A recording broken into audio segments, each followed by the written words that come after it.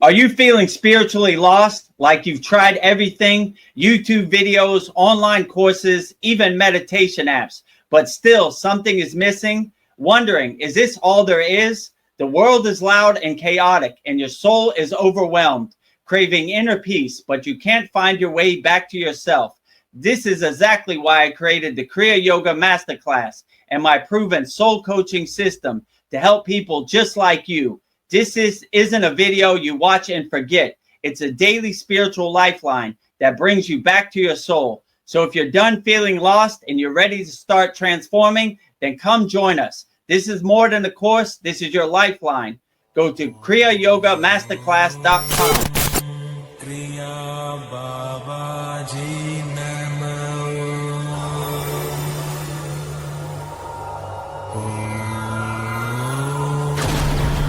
Kriya Babaji Namo.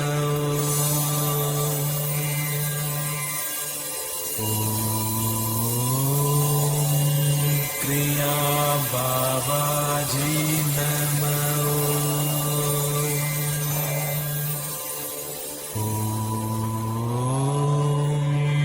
Kriya Babaji Namo.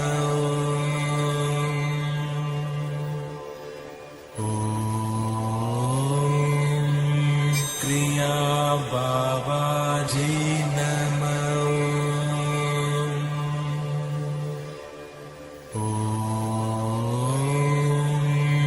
Kriya Babaji Namo.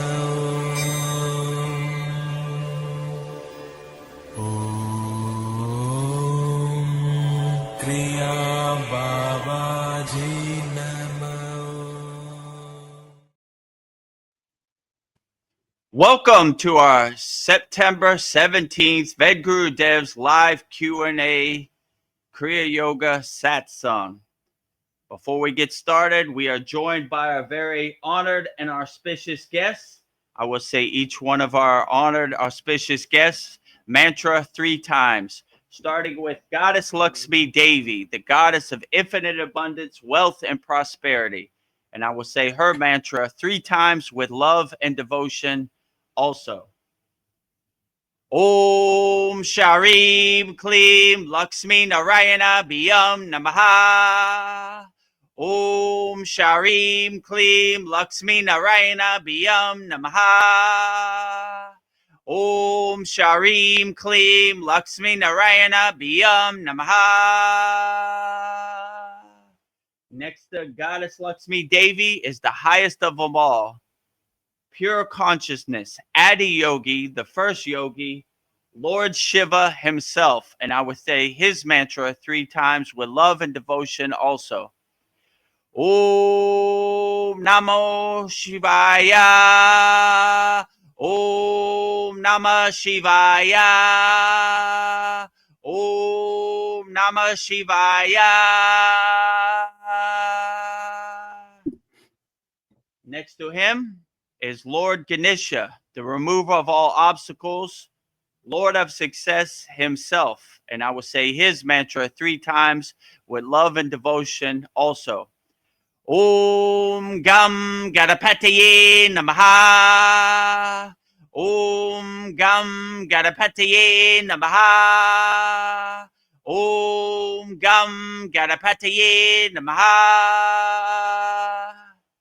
And in the front, right next to me, the fountainhead of Kriya Yoga, the deathless, immortal Himalayan yogi, our beloved Satgurudeva, Babaji himself. And I would say his mantra 3 times with love and devotion also.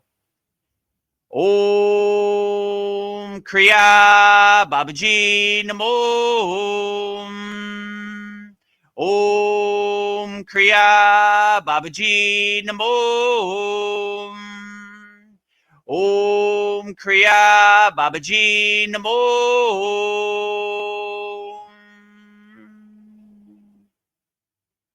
And last but not least, pure Kriya Yoga Shakti, the feminine side of Kriya Yoga, the deathless, immortal Himalayan yogini, Mataji herself.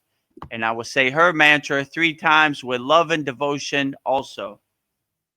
Om Kriya Mataji Namo. Om Kriya Mataji Namo. Om Kriya Mataji Namo.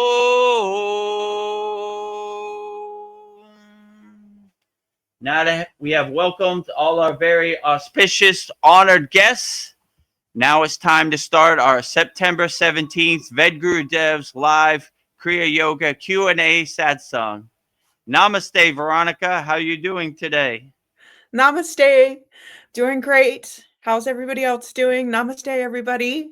Thrilled and honored to be here for yet another Satsang. So I can't wait to hear what we're all going to talk about. So, oh my God, Paul has entered the studio. Let's introduce Paul. Namaste, Paul. How are you doing today? Wow. Namaste. Namaste. I'm doing well. How are you guys? Yeah, Wonderful. we're doing great. Great. So if anybody has any questions, put it in the YouTube chat. We'll answer all your questions wholeheartedly. And let me just introduce Sandy. She's here. Great. Sandy says, Namaste, beautiful souls. Just lit some frankincense and myrrh, resin in my mini cauldron. It smells divine, smells sort of citrusy. Ooh, that's a great idea. Light some incense. Namaste, Sandy. Welcome all beautiful souls out there in YouTube land on our live stream. Hope everybody's having a great and excellent day. Yeah. Sandy says it's a lemony pine, according to Google. Great to see you both. Great to see you. And great to see you also, Sandy. Sandy says, hey, Paul. Howdy. Just making my coffee. Yeah. Sandy says, we'll send these healing scents to your way. What kind of coffee are you making? It's like an organic, it's Newman's Own organic. I do have like a Keurig, so, because I don't like to make a whole pot. So I've gotten used to all the conveniences of life, and I've got some organic. I always try to use organic. And so it's an organic coffee, organic cream, sweetened with honey. And I do, as I've posted on the site, I use this Himalayan stuff called Shilajit. And I put that in there. It's a potent antioxidant scraped off of the Himalayan mountains. Nice. Longevity. Sandy wants to know, Paul, did you get a haircut? You're looking dapper. Oh, thank you. Maybe about 2 weeks ago. We haven't seen you for a while. Right. So good to see you. Well, we don't see many people on this. We sometimes hear them on YouTube, but it's rare for, Yeah. And I understand it because I'm the same way, my daughter asked me to go on a walk with her today. And, I didn't feel like it, in a sense. Like I always want to be with my daughter, but I told myself I will never turn my daughter down for anything like that because I know one day I will regret having done that. So if she ever asks me to go on a walk with her, I will take her up on it. And it's also just like going to the gym. Like the hardest part is just getting up and going. And then afterwards you end up having a good time and you enjoy it. And, so we had some profound discussions, which I'm hoping to also have some profound discussions with you guys. Yes. Because outstanding. I've had at least 2 interesting people wander into my shop. And so I've got questions about some of the stuff that they threw my way. So I already mentioned a little bit about the guy that had had an experience with Archangel Michael, but I'm going to go back to the one that was just here the most recently. And I've also mentioned him before because he's a Muslim guy. He's like a water salesman, but people don't just come into your shop and then have like a spiritual, some of them do, they're trying to convert you or whatever. But it's just kind of unusual. You kind of just have to feel that person out and know if they're going to talk about something you're interested in. You know, half the people I just talk business with them and just, you know, pleasantries. How was your day? But other people I dive in deep with. And since I'm not really familiar much with the Muslim faith, I've been asking him a lot of questions. So each time he comes, I have other questions. And I want to see, like, if anything he tells me does not resonate with me or is different kind of from what we're trying to achieve here, or, you know, what our kind of beliefs are in just one God kind of your own choosing. So it was very similar. He said, no, you don't have to be a Muslim, you know, because I felt kind of in a sense. So what he did say was that I should choose like a religion or path. So that's when I kind of started asking him some other questions. But he did not believe in reincarnation, which I kind of do, like not like fully, but he said in some cases, but he didn't think that was like as I do. I think that's the machinery of the universe that we just, you know, we learn from each reincarnation and everything, and that's how we grow. So he didn't have that belief. And then he told me I should have a fear of God. So, you know, in a sense, I can kind of understand that, because the closest thing to God that I can comprehend in my earthbound mind is like my mom and my dad. And, you know, outside of that, the sun is like the most close to God that I can think of. So bright you could not, you know, just look into it. It's just overpowering, and it's like a constant thing. It's there every morning. Like, God is changeless, so I can see that about the sun, and as the earth also being the mother. And without the father, there could not be the mother. The mother, you know, needs the father for the, you know, for the energy to create life or whatever. But so as my mother and father, like, for example, I'll ask you, Vedagurudev, did you fear your father at all? And do you think we should fear God? You know, because, yeah, without God, I mean, he could. And this was another interesting one, you know, because we went into about like why, you know, innocents are killed. And he gave an example that one time he said Muhammad asked God this question, like, why are all these innocent people being killed? And so God told him to go sit under this tree for like 3 hours and just sit there and don't do anything. And so all these red ants started crawling up his leg, you know, and, you know, they weren't doing anything for a while, but then all of a sudden one bit him and he just slapped it, and he got a whole bunch of ants. He did not just get the one offender. So I kind of like took that as an interesting example. And, you know, if you realize that we're not these you know, because it's far beyond our understanding, like when Arjuna had to kill, you know, in that battlefield and stuff like that. So, I mean, the death of our body does not mean our actual death. So I kind of understood that. But as far as fearing God, and like if you did kind of fear your father, because, yeah, your father, if you do wrong, might punish you, you know? So what do you have to say about that, sir? I would say, in my perception right now, I don't fear God at all. God is like my best friend. We're like partners. We're like co-creators. So I don't fear God. I embrace God. I invoke God. I welcome God's essence anytime I pray. I'm invoking God. I'm becoming one with God. So I always start these God conversations with the same disclaimer: a God defined as a God can find. Like,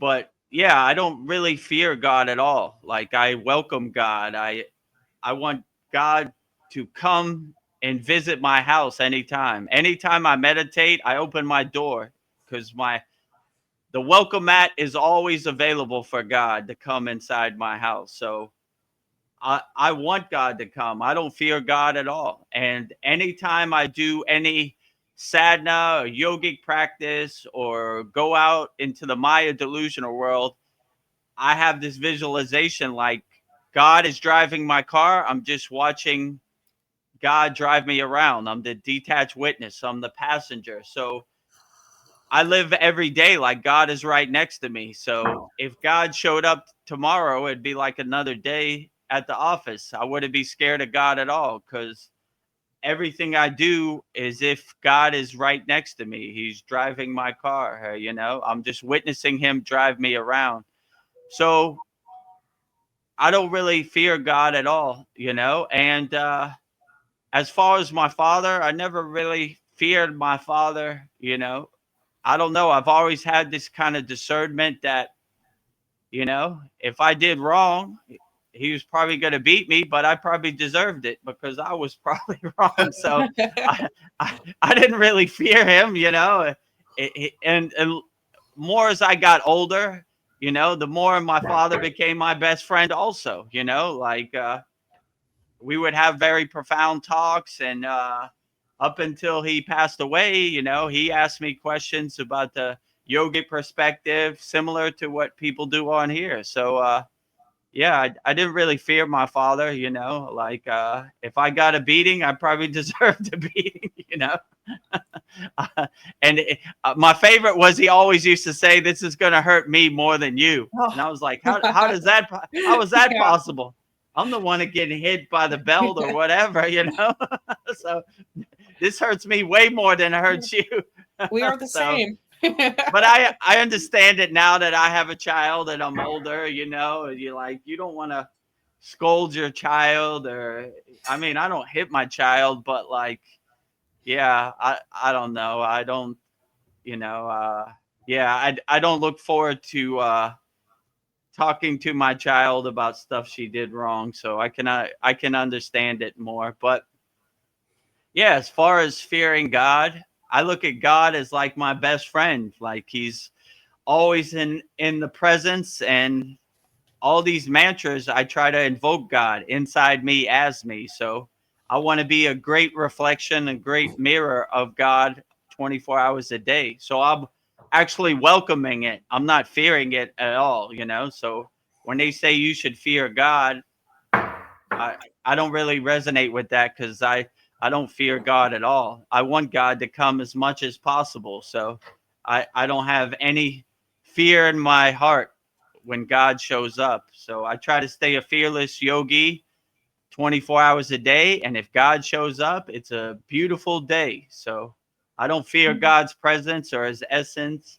I invoke it on every chance I get. And I want to be a reflection of God. I want to be a mirror of God. So, and everything I do in my daily life, I try to act as if God is standing right in front of me. I offer all my sadhana to God's feet, and I do it as if God is standing there. So if God showed up tomorrow in the physical form, it'd be another day at the office for me because everything I do for God and as an offering to God. So yeah, I don't fear God at all. So when they say like you should fear God, it doesn't really resonate with me because I don't fear God at all. I welcome God as much as possible. Please descend your grace on top of my crown every day. If God showed up 24 hours a day, that would be the greatest day ever. Or I invoke God to stay around and hang out. I know God is busy, so he's got a bunch of other stuff to do. But yeah, I basically do all my sadhana, my yoga practices as an offering to God. Like he's standing right there. I offer it to God's feet, right? I put it Yeah. right on God's feet. So I don't really fear God. He's like my best friend. And yeah, he's driving the car and I'm just witnessing him drive me around. So I take no credit for this. All the glory to God. He is the greatest. Keep doing the best work. You're doing the best job out of everybody. You're doing all the heavy lifting, So everything is to honor God as and give as an offering to God. So I don't really fear God because in my daily life, I act as if God is standing right next to me. So I try to make God happy and not disappointed. Let's put it that way. Well, Sandy agrees with you. She just says, from my experience, fear is completely the opposite to source, God, and frequency. The punishing, judgmental, or shaming God is not my God, and instead a cool story, bro, as Vedagurudev would say. Cool story, bro. I fear God. You know, only God can judge me, right? Yes. Yeah, I agree. Like that fear frequency has no place in my vocabulary or my vibration. So I always try to be a fearless yogi 24 hours a day. So yeah, when they talk about like fear or judgment, these only seem like lower frequency energies that I really can't relate to. And in the grace of God, these lower emotions have no place. So I don't want any of these lower emotions like fear, judgment to follow me into my meeting with God or my audience of God. Let's say it like that. So I want to be as pure and untainted and highest frequency as possible. And I don't want these lower frequencies to kind of drag me down into a place where God is not available. So I'm always trying to bring our my frequency up, and all the classes we have in our Kriya Yoga School, it's bringing our frequency up. We're always going up. We're always taking the elevator up. Going from the root to the crown. You know, my guru used to say, if you want to have a meeting with God, open the gates of your crown, and God will have tea with you on your crown chakra. So it was conveyed to me that the lowest God can come is your crown chakra. So we're always bringing our energy up to our crown chakra so we have a clear radio signal with no static, you know, so we could meet with God. So in my opinion, I wouldn't bring any of these lower emotions, fear, judgment, anger, desires, you know, into a meeting with God, right? I try to stay as pure and untainted as possible. And I take my trash to the curb. I don't bring it to the meeting with. Yeah, so I'm bringing up points that that didn't kind of agree with me, like just asking your opinion about it, but yeah, like, because that's kind of what drew me away from Christianity when I went to church with some friends, and they were telling about hell and this, that, and the other. But yeah, so he also did believe in hell, so I told him, like, I didn't really believe in hell, and I think, like, we kind of make our own hell, and like, and yeah, that sort of thing. So but yeah, so I didn't like agree about the reincarnation. I kind of do believe in that. And then the fear of God, like, if I were to be honest, if I was there's someone who's going to say, okay, you're going to stand before God tomorrow, am I going to be scared? Yeah, I kind of am. Like, I feel there will be some kind of, I don't know, evaluating, let's just say. But yeah, so in his sense, he said, if you get that fear, it actually, like, increases the love in some kind of way. I don't know, I didn't really understand it, but to me, it's just kind of like, you should fear them, and that will cause you to be a better person. I'm kind of just trying to figure out their kind of mentality about it, but yeah. Yeah, I mean, I would say that coming from a place of fear, that should be your reason for being a good person, you know? I'm Right. scared of God's judgment, so I'm going to be a better person. You should always just be a better person. And I like what you said, like, I might be a little scared of God. That's why we do all these techniques. So we're basically getting ready. We're staying ready so we don't have to get ready. So when I see God, I welcome it with all arms, with no fear. Like I'm ready. Like I always say, I want to have a Santa Claus list of people I've helped. Cue the sound effect, Veronica.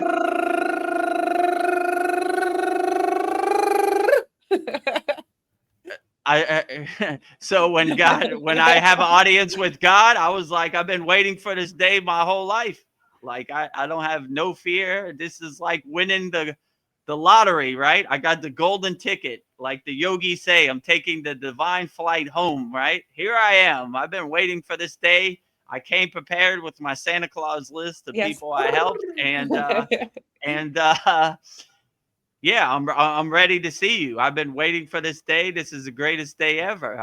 I always want to have an audience of God. So yeah, whatever I did in my pre-Kriya yoga life, I did a lot of stuff that I wasn't too happy about, but I'm not shameful about it. It happened the way it should have happened, and if they open the book on my life, the council of elders or God or whoever, I'll be like, when you were 16, Vedagurudev, you did this and that. I'll be like, yeah, I did it, but I learned from my mistakes. I pivot. I changed course. I changed directions.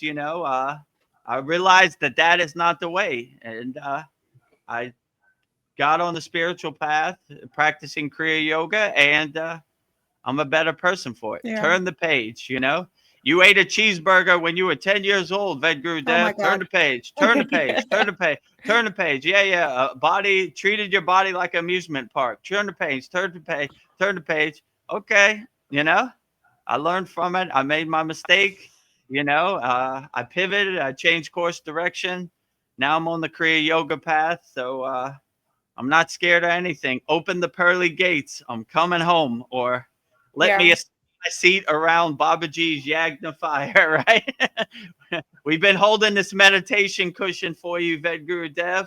Hallelujah. I'm home, Tell us a story about the Maya delusional world. Whoo, you don't even want it was a rough ride. It went up, it went down, it went to the left, it went to the right. It jerked me side to side. They're pulling me in all directions. It was crazy. Boo! Maya delusional world. Boo! Right? I like these sound effects. So yeah. So yeah, I wouldn't be scared at all. I mean, if you ask me, I'm welcoming that day. I'm counting the days till I ascend.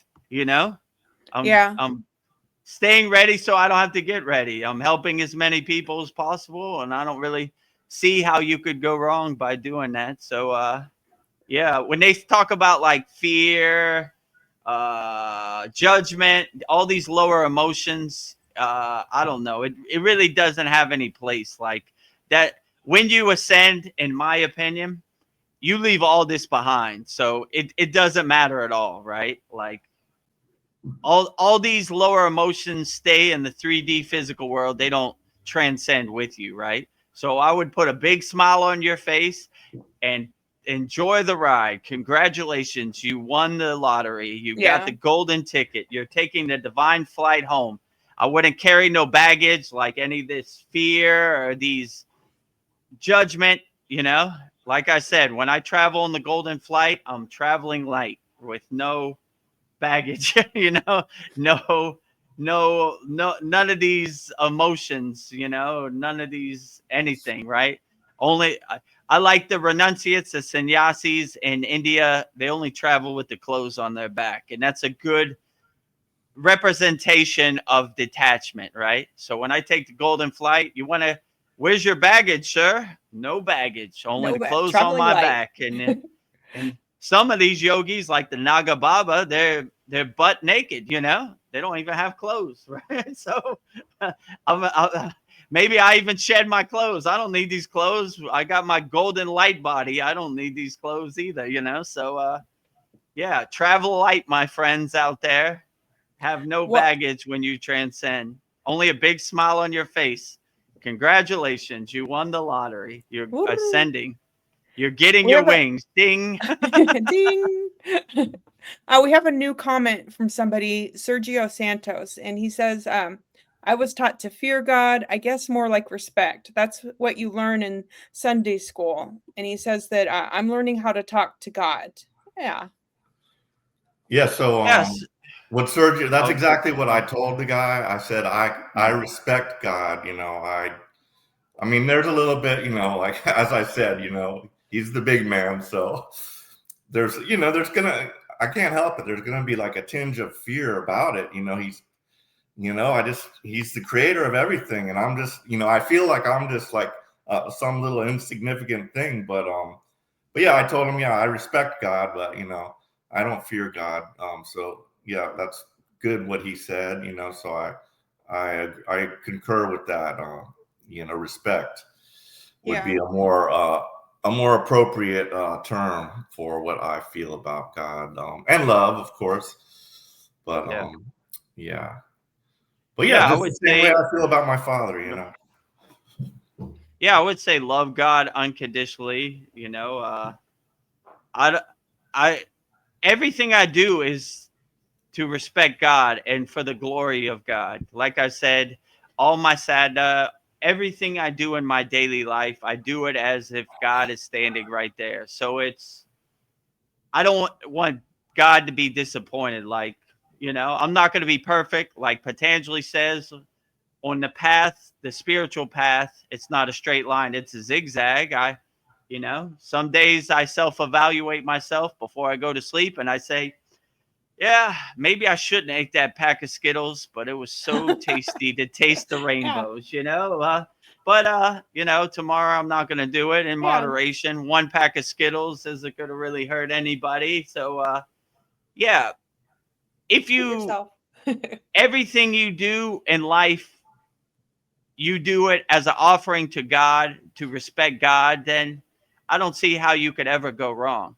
Most of these people, they're Bible thumpers only on Sunday, right? They cheat people, they scam people, they do all kinds of stuff during the week, and Sunday they go to church and they say, "Forgive me for my sins," but we're 24-hour a day yogis. We do everything like God is standing there, So we have nothing to hide from God, or nor do we want to hide God, So if you did something that you're not proud of, learn from that mistakes. Don't do it again. And yeah, that's what I would say.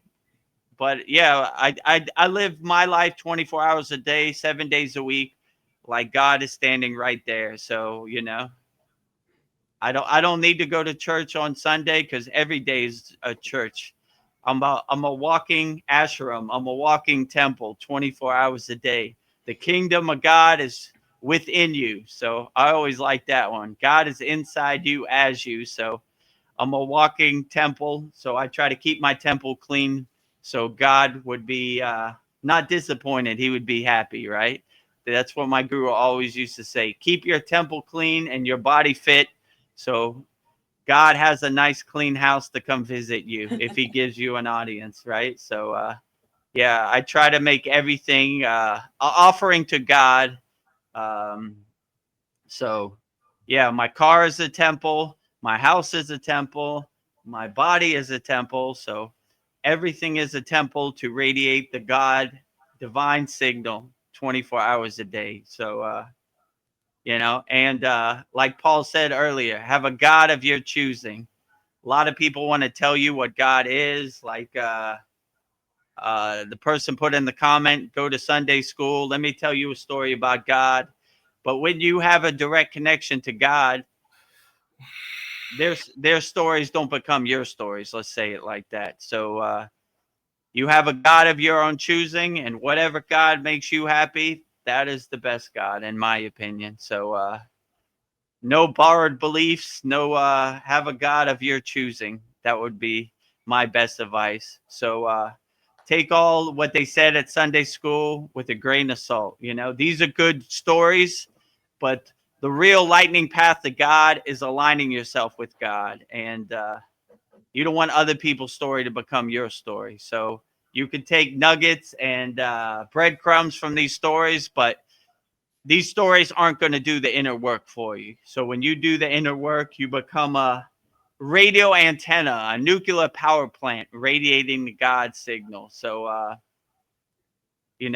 like my guru always said, we're Kriya yogis. We don't talk about Kriya yoga. We do Kriya yoga.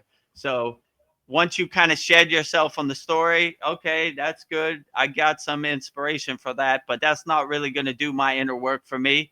Then you start doing your inner work. And for all those people that have the next question, how do I do my inner work? It's all on the screen right there. Pick whichever one works best for you, and you'll be on your way. So we on our YouTube channel, we have daily Babaji quotes, inspirational quotes. We take each question every day and put it on our YouTube channel, and discover the secrets of Kriya Yoga 100% free. Over 760 people practicing Kriya Yoga around the world, 100% free, yogis and yoginis. And if you like the value and you want to come join me, Veronica, Paul, and all of our members in the Kriya Yoga Masterclass, go to kriyayogamasterclass.com. So I wouldn't really get attached. Oh, go ahead. What was that? Applause? Go ahead. Yeah. All Kriya yogis and yoginis. So no matter what spiritual path you're on, the supreme science of Kriya Yoga, we test it, we observe it, we experience it, we feel it, so we know it. So give it a try. Don't have blind faith. Don't believe me just because Vedagurudev said. Try it out. See if it's for you. So Yeah. I wouldn't get attached too much of the stories. I would more do your own inner work and see what works for you, because we're all on different levels and different places and on the spiritual path. So it's not one size fits all. Like everything fits in a box, just because they resonate with Jesus doesn't mean you resonate with Jesus. Or, find a path that works best for you, I would say. Yeah, Sergio just says, same here. I respect God, exactly what you're saying, to live like you could see God right in front of you. Yeah. Yeah, I don't see how you could ever go wrong if you do your daily meditation practice or your prayers or whatever spiritual practice you have, offer it to God, So that would be my best advice. That's what I do on a daily basis. So if God showed up in the physical form, it'd be another day at the office for me, I mean, I'd be a little surprised, but I'll be like, yes, my lottery numbers have hit today, right? God is here. But if he doesn't show up, then it's okay, God is busy. He's got a lot on his plate. Like I don't even know where God is, what dimension he is or anything. So, I do my practice if God is standing there, but if he doesn't show up, it's another day at the office also, right? I actually, when I do my prayers, I say, God, keep up the good work, what you're doing. What do I need? Nothing, right? I need you to be happy, and I need you to keep doing the best job that you're doing. What I need, I'm good, So I actually tell God not to come, right? There are many people that need you way more than me, right? I'm good, right? You have already exceeded my expectations. You've already done too much for me, right? Keep up the good work, God. So all my prayers and my puja and my mantras and everything is to thank all the deities for the job they're doing. They're doing all the heavy lifting. I'm just saying a few words on the live stream. So they're doing the greatest job out of all. So keep up the good work, God. You're the greatest. Excellent. So yeah, those were the main points of contention. Most of what he said, his main goal was he just wanted to know if I just believed in one God. That was his main thing. I told him, well, what if I go with Christianity? And he said, oh, that's fine too, So, but yeah, the fear, he did believe in hell, and he did not believe in reincarnation. Those were the main only points I really, disagreed with him about. So yeah. I mean, as as far as And like hell. hell or Yeah. karma, Yeah, like I hell. never really think about it too much, you know, like how can I say this? If the devil gives me an audience, I'm gonna punch him right in his face. I'm looking for it. My foot to his pow, right? My foot to his ass, right? I hold up the white flag. I wear all white. I represent the white football team. So the dark football team, it's woo. I am the police arresting all dark energy. So yeah, the black flag really doesn't resonate with me, you know. So I hold up the white flag, and whatever they say, it's almost like a joke to me. I like when Babaji says, "Death is a joke to me. I am the death of death." So I look at darkness like that. Like it's just a joke to me. Like these guys and their hell and their horns and their pitchfork. Oh my God, get out of here! You know. I said before in a sad song, I'm way more scared of the bad things that people in power do than the devil. You know, it's not even a thought really in my mind. So I don't really think about these things too much, like hell or like karma or this, you know. I try to live my life in the most righteous way possible, and where the cards lay, that's where they lay, basically. So yeah, that's kind of my take on hell and karma and all this judgment, you know, fire and Yeah. brimstone. Yes. Oh, and he did say I should choose like us. I don't know if he said a religion, you know. So he said I should like choose a specific path. Like I should either go one way, Christ or Muhammad or whoever, you know, Hindu, you know. He told me that, but yeah, I didn't Yeah, feel yeah, that. yeah, not really. You know, Yeah. like when you see God everywhere and everything, you kind of dissolve the dogma aspect of it. Like anybody starts a sentence with "you should," I would get away from that. Like, you know, like you should do whatever makes you happy, and you should choose whichever God makes you happy. So if you don't resonate with the dogmatic approach of religion, that's perfectly fine. Like I said, in yoga, they have nirguna and saguna, form and formless, right? I don't really need a structure. You know, some people do need that structure. Like, let me tell you about God and this and that. Some people are walking their own path. So I don't see it as necessary. And the more I do Kriya yoga and the more I walk the spiritual path, the structure of religion and the dogmatic approach of religion kind of dissipates, you know? Like it's up to you to use your own discernment and your own discrimination to feel out what works for you and see what uplifts you the most, you know?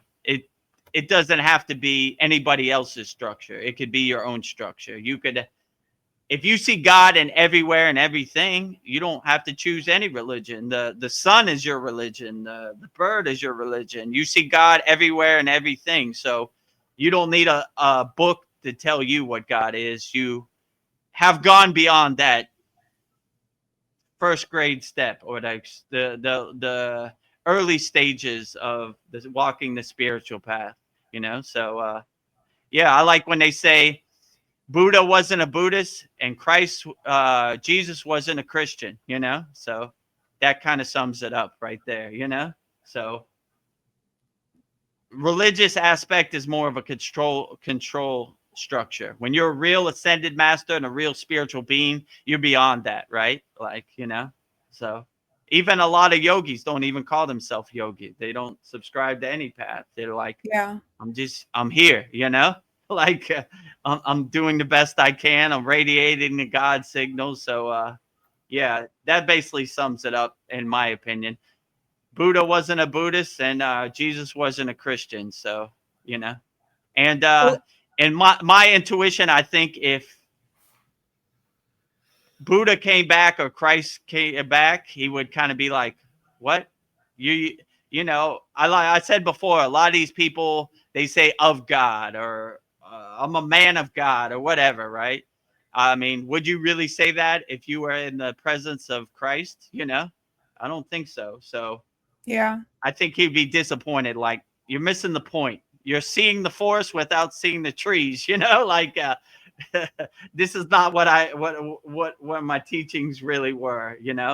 I think it's more like radiate the God signal inside you as you, I would say, and live as if God is standing right next to you. Become the detached witness. He's driving the car. Just let him drive the car, I would say. So, yeah. Well, Go Sergio has. beyond Oh, go go ahead. beyond religion and dogma. Sorry. Yeah, It's that's it. okay. It's just Sergio says I was never radicalized by church. I felt God once and I pushed him away. That's what I regret the most in life. And now I'm calling him back. Thank you for your kind and wise words. Yeah, no problem, Sergio. We're here anytime. So to answer your questions wholeheartedly. Yeah, I wouldn't push God away. I would welcome God in your house for tea. That's the way I look at it. Like, and it's not over just because you pushed him away. Just keep doing your inner work, and you'd be surprised. God is readily available and waiting for you to call him back. So don't get disappointed. Don't beat yourself up about it. It happens to all of us. Believe me, when I got on the spiritual path, I questioned it all, right? Why me? Why me? Why me? I pushed it away, like you say, as much as possible. But now my door is open to God 24 hours a day. My guru used to say, don't leave God out in the cold and rain. Welcome him in your house. So I leave my door open to my house 24 hours a day. So God has the keys to my house.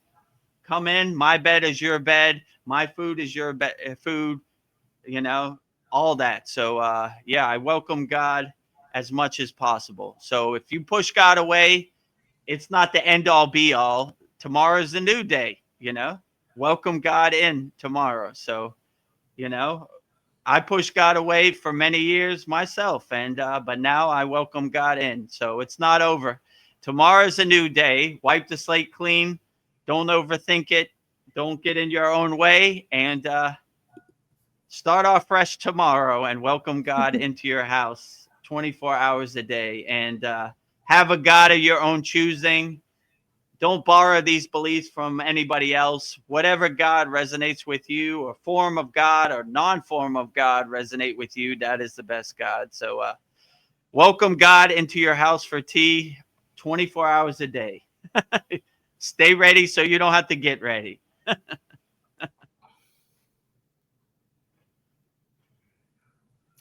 Okay, I have a comment from Katathu Rati. We had him last week. What is the practical way to protect one's energy from negative people, etc.? I mean, a long story goes into detachment, but a short one answer would be detachment. So you realize that these people don't serve you in the present moment, that you want pluses in your life, you don't want minuses in your life. So if they become energy vampires, sucking your energy and stealing your energy on frivolous things that don't matter, or distracting your energy, then I would shed those people. They should uplift you. They should add to your energy. Rising tide should lift all boats. So that would probably be the best way, I would say. But yeah, some people you have to shed. You have to let them go. And nothing is permanent. The universe is ever changing. So somebody who used to be your neighbor 10 years ago moved away and went somewhere else. People are changing. The universe is shifting. So stay light on your toes, adjust and pivot and change course. But I would say if they don't uplift you, they don't support you, they don't understand you, then self-evaluate. Do I really need this person in my life? So that would probably be my best advice, to shed toxic people. And in our Kriya Yoga school, we have many detachment techniques.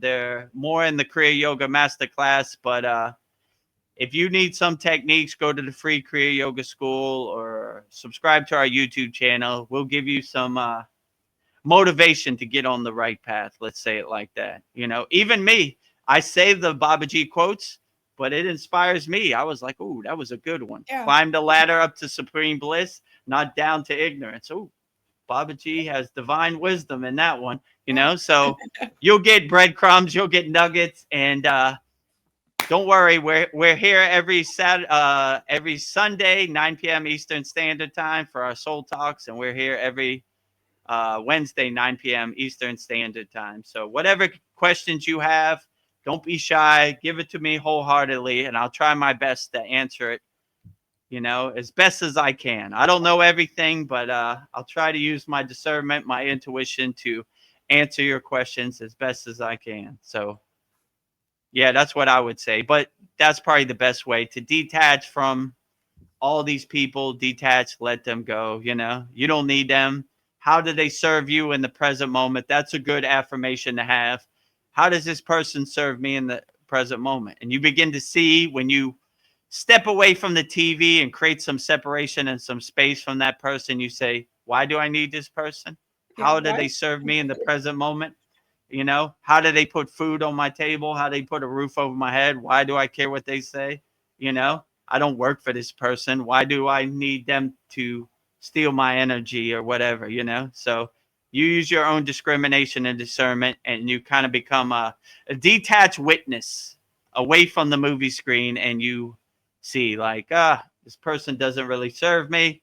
The universe is ever changing.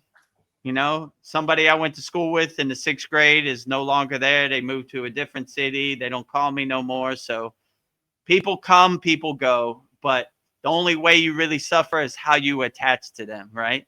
If you have a fear of loss, like I'm going to lose this person, I'm going to lose my money, that's how you suffer. But if you realize the universe is ever changing, then you say, yeah, that's how it happens. People come, people go, you know. I used to be friends with this person, now I'm not. You know, I used to love this person, they've gone away. You know, I'm not attached to it. That's how the universe works. People come, people go. Clouds passing in the sky, water under the bridge. So if you have that kind of discernment and that detached witness perspective, you really can't suffer because you understand that's how it happens, you know? Yeah, well, what you said about change, yeah, that I've always struggled with change, you know. I do not Mm. like change, and it's scary, and I don't want to be away. I don't want to be parted from my loved ones, you know.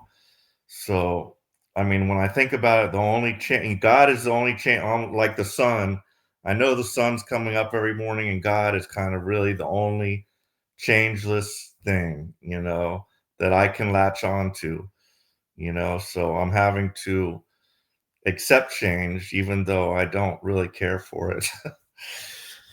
Yeah, true. I agree with you. You know, my daughter's 16. One day she's going to get married and move out and start her life. And I'm not looking forward to that, you know? So I'm trying to enjoy my time with her as much as possible and, you know, create as many memories and photos and as possible. I'm sure she's like, Daddy, too many photos, you know? She's 16. Like, don't post these photos on social media and, you know? So, but yeah, I'm just trying to enjoy their presence in the present moment. So, yeah, change is hard, but if you have that discernment that nothing's going to really happen the way you want it to happen, it's this Maya delusional world is going to happen the way it happens. And if you become more of a detached witness, you'll be like, that's how it happens, you know? Some football game, my football team wins. Some football games, my football team loses. This is how the world works. I'm not in control of any of it. I'm not going to try to guide the outcome of any of this. It just happens the way it happens. And I become the detached witness like, that was interesting the way the end of that movie happened. But I can't change anything really, you know. So I just let it happen the way it happens, you know. If you're trying to control the outcome of any movie, you're probably wasting your time. It's going to happen the way it happens. So you become more of the detached witness, like, that was interesting. I didn't think that movie was going to end that way, but all movies don't end the way I want it to end. So, you know, I guess it gives me some texture and some context, you know. So, Yeah, yeah. I've got a good one now. Thinking about Okay, all good. this. So in spirituality, it seems surrender is a big aspect of it. Surrendering, God, not my will, but thy will be done. True. How do you do? Because I don't believe I don't think like many of us, I don't think have surrendered. And I think that is essential. And I really don't know how to do it. I don't know how to give up control. Not that I'm really in control, but I like to maintain an illusion that I have control, if you know what I mean. So I really don't know how to surrender. Yeah, a lot of people think surrender is like giving up everything, like giving everything to God. But it's, in my perception, it's not really like that. It's just kind of getting out of your own way, like setting in sankalpa and intention, like, all right, I'm going to walk this path and see how far it takes me. So I'm going to so-called surrender to the path, but I'm not giving up control. I'm still sovereign. I'm still in control. I still make my own choices. I don't surrender it all to God. So, yeah, when people say surrender, they kind of get the wrong perspective. And to me, it gives an opening to be monetized, right? Like give, what they call it, tithe, right? Give tithe to the church, right? The collection plate's coming by. Make sure you give 10% to the church, you know? Like God has no use for your money, you know? It's a way for people to be separated from their money. So I wouldn't surrender in that aspect, but I would use your own discernment and your own discrimination and your own intuition and see what really works for you, you know? And don't let other people's narrative or other people's ghost story become your ghost story. Write your own book, you know? Write your own path, you know? So yeah, I would say I used to be scared like you, Paul, of surrender too, right? Like I can't give up control to, I can't give it all to Baba G, right? I gotta be in control. I gotta drive this ship. I gotta be in control. But I started to realize like if I surrender to the path of Kriya Yoga, I kind of get out my own way, right? I stop overthinking it.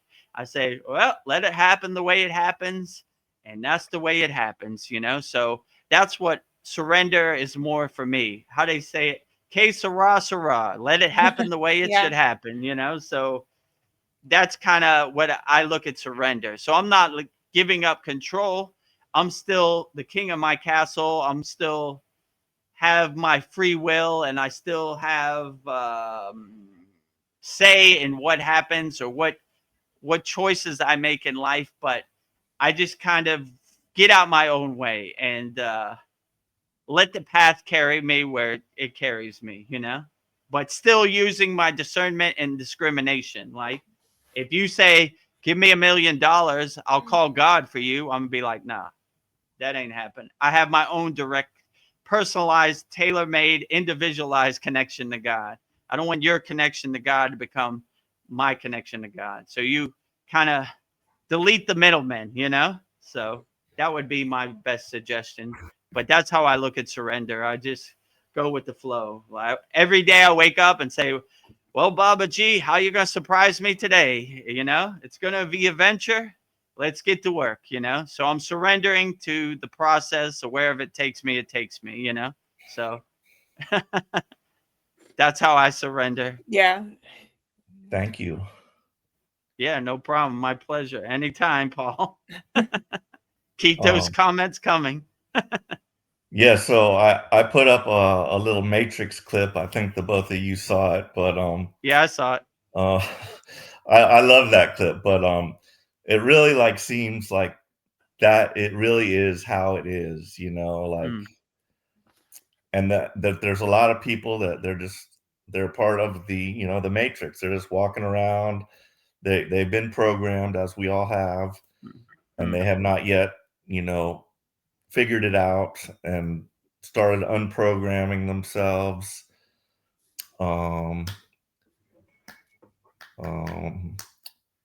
Yeah, so I don't know where I'm going with this, but I was going somewhere. Yeah, I Oh, mean, when I go out in the Maya delusional world, you see all these. My guru used to say almost everybody is walking around sleepwalking with their eyes open. So, whatever you want to call it, NPCs, lower frequency beings, they're all, sleepwalking with their eyes open, basically, So, yeah, but I wouldn't let that discourage you. The best thing you have awareness, and that's most of the way home. Most of these people have no awareness. They're accepting this as their own reality, like this matrix, this simulation, whatever, this Maya delusional world, whatever you want to call it. This is my reality. But when you have this discernment, like they say in the yogic tradition, neti neti, not this, not this. I am not my bank account. I am not my car. I am not my religion. I am not my football team. I am not my country. I am not my flag. I am not none of this, And then you start to self-inquire or self-observe yourself and say, who am I? And you really see that you are a higher consciousness. You are the soul.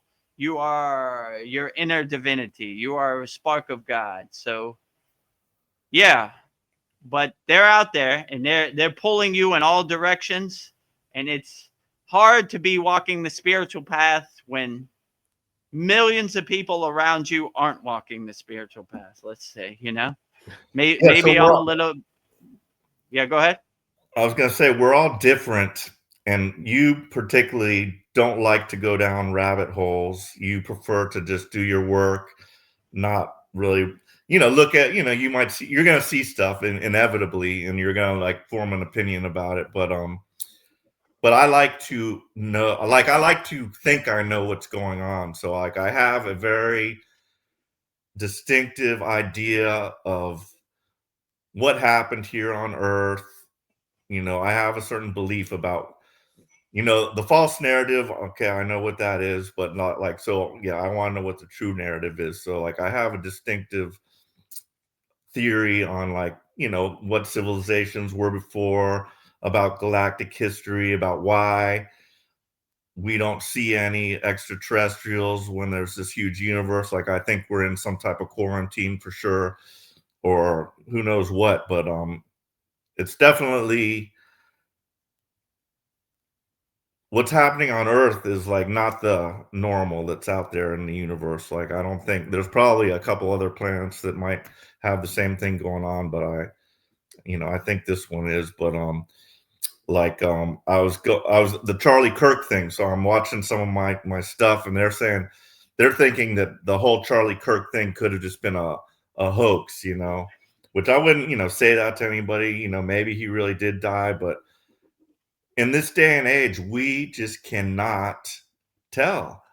I mean, they've got ultra realistic masks. They can fake this shit so easy for their own, to forward their agenda, to cause whatever kind of pain in people, hate, division. And so I don't even know, if Charlie Kirk was really murdered or not. He could have been, but like it's equally possible that he wasn't, or whatnot. And only time will reveal that. But yeah, it's just yeah, sometimes I do like I might go into it a little too deep, and sometimes it kind of just freaks me out. I'm like, all these multiple dimensions, aliens walking among us. Why can't I see the extra? What happened in the past? It's all being lied to, hidden from us. So it does, in some sense, cause me a little bit of anxiety sometimes. But Yeah, I'm curious. I'm curious. Like there's no quenching my curiosity. So I will continue to go down the rabbit holes. yeah. It's okay to go down the rabbit hole. Just don't get too attached to it. Like don't get like emotionally attached to it. Like you know, or don't let it overwhelm you or frustrate you or Yeah. give you anxiety. Like this, watch the movie on the movie screen as the detached witness, like, oh, yeah, this is what the Maya delusional world is. I mean, to say it shortly, all the yogis and the Buddhists, they say everything is Maya. So they look at everything as a joke, like, oh, this Maya, I'm not attached to it at all, you know? Like, that's why most of them are in the Himalayan mountains or the forest, because they don't want to be nowhere close to this distractions or these Maya delusional things that take away from their inner work that they're doing in their cave. So yeah, I would just look at it the same way you look at it at a movie on the movie screen, which what they call it, suspension of disbelief, right? You don't think you're Iron Man flying around. So when you see Charlie Kirk on TV, you're like, I didn't know him personally. I mean, I'm only going by what they say, like on the movie screen, you know. They show Green Hulk and they show Red Hulk. I don't know. Maybe he's out there. I don't know. I can't verify it. He's not in front of my house, so it doesn't really serve me in the present moment. So when you become the detached witness, you create some separation and some space from you and the movie screen, the Maya delusional world, and you get your popcorn in the audience like, interesting, you know? I don't know. Maybe it's real, maybe it isn't, but how does this really serve me in the present moment? I don't know, you know? It's just a bunch of pictures on the movie screen. So whether Hulk is green or he's red, I don't know how that's going to help me in my life. It's just, I'm just going by what they say, you know, on the movie screen. So if it is, if it isn't, you know, who knows, you know? I said before in the Satsang, like what the Anunnaki did 70,000 years ago, I don't even know what I'm going to eat for dinner tomorrow, you know? So I definitely don't know what happened 70,000 years ago. And I don't know. How does it really serve me? So I understand your thirst and your curiosity, but just become the detached witness and look at all this like a movie on the Maya delusional movie screen of the universe. And you just be like, oh, there they go. Maya keeps Mayan, you know, there it is up on the screen. All right, whatever. You know, what are they going to tell me today? You know, now it's Charlie Kirk. Tomorrow it's going to be something else. And next day it's going to be something else. They're always stealing your attention, you know? And yeah, I don't know. I'm kind of skeptical. People say they know. I mean, how can you really know? So I try to use the disclaimer. I don't know anything, right? I have no clue what God's eating for dinner today or what happened 70,000 years ago and where the aliens are and how they got here. I'm just like, you know, but Like Sergeant Schultz on Hogan's Heroes. I know nothing. That yeah, used to be one exactly. of my favorite shows. I always I, watched Hogan's Heroes. yeah, I like Hogan's Heroes too. I know nothing. Yeah, me too. I relate to him. The secrets of the universe are so vast and endless and infinite. I have no clue what's going on. I'm just trying to do my inner work, burn my mountain of karma that I have from past lives. And like I said, I don't even know what I'm going to eat for dinner tomorrow. So there's no way I can know what happened 70,000 years ago. That's beyond my comprehension, above my pay grade. But I mostly focus on what serves me in the present moment, you know? So, like I said before, I look up in the sky, I see Three-Eye Atlas. Nope, not today. All right, well, it doesn't really serve me today. So it's a cool movie on the movie screen, but it's not going to do my inner work for me. So now if I do look up and I see Three-Eye Atlas, I say, oh, we better get ready, you know? I hope they're nice on that spaceship. I hope they have good God energy, right? I mean, when I heard the Booga Spear was really love Gayatri, I started saying Gayatri, Booga Spear, I'm invoking you. Come, no Booga Spear. I don't know. Maybe Booga Spear got more important people to speak, or maybe it's not in my area. It's not hearing my calling. But yeah, so I would just use your own discernment and Ask yourself, how does this serve me in the present moment? That's probably the best affirmation. Well, YouTube has comments building up. Okay, well, let's get to them. Sergio says, I've been learning about God from spiritual people, but God is too complex for us to truly understand. Yeah, true. I always say, a God defined is a God confined. How can you really understand God? It's too vast. It's so endless. There is no beginning and there is no end. I like in the Bhagavad Gita when Arjuna asked Krishna, "Show your true form." Krishna shows his true form, and he's like, "Stop, stop, too much," So to understand God I don't know, how would I say it? Beyond my comprehension, above my pay grade. So I'm just trying to do my inner work and be the best spark of God I can be. And it's really your own job to find out what God resonates with you. So asking other people about God, they don't know where you're at on the spiritual path. They're going to kind of give you a canned answer. So I would use your own discernment, your own discrimination, and find out what God resonates best with you. Have a God of your own choosing, no borrowed beliefs. Because when you ask other people, if you ask me about Babaji, I'm going to tell you a bunch of stories, but it really doesn't matter, the stories, unless you resonate with Babaji. So I would find what God inspires you the most, I don't know, whichever God. And once you find which God inspires you the most, then I would lean into it, and I would have your own direct connection to God. No middlemen, Let me tell you a story about God. Those people I tend to go away from, Like, how could they know what God I resonate with? Or how could they know how I feel about God inside me as me? So have a direct connection to God and no middlemen if possible, I would say. So have a God of your own choosing, So Yeah. I don't know.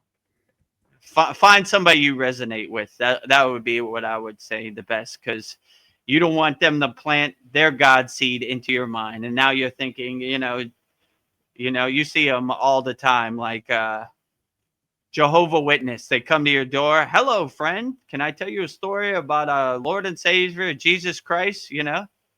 Maybe for you, but that's not the Jehovah. God I resonate with, right? So so don't let other people's God become your God. Don't let other people's ghost story become your ghost story. Their narrative become your narrative. Figure it out for yourself. Like by no means I ever want to say I know what God is thinking or what God is doing or what God said. I have no clue, right? A God defined is a God confined. I definitely don't want to put the source in a box, like I know what they said. I have no clue what God says. I'm just doing my inner work and trying to be the best radio antenna transmuting the divine signal as possible. In yoga they call it nada, which is the divine sound. So Nada. yeah, so I would definitely say find a God of your own choosing. And in my opinion, anybody that tells you they know what God is, I would go away from that person, because who could ever know what God is? I mean, that's anybody that says I have the secrets of the universe, or I know what this person did or that person did. I say, ooh, no way, right? I don't even know what I'm going to eat for dinner, let alone what God's doing. I mean, I don't know. So yeah, that's what I would say. Like, have a God of your own choosing. Align yourself with the God that you feel the best with. That is the best God. Don't let other people's God story become your God story, and just use your own discrimination, your own discernment. Like most people on the spiritual path, they're lazy, right? Well, my mother's Christian, my father's Christian, so I'm Christian by default. Is that the true God? who knows? You tell me what your true God is. It is the real God because some what they call them, pilgrims got on a boat from England and came to America and they brought their God, and now that God is your God. Is that the true God? I don't know. You tell me. So I'm not good. I've got a kind of question relating to what you're saying. All right, so we can all agree that there's just one God, like a pyramid, there's only one capstone. So there's one God. Okay, so in your eyes, how does Babaji relate to God?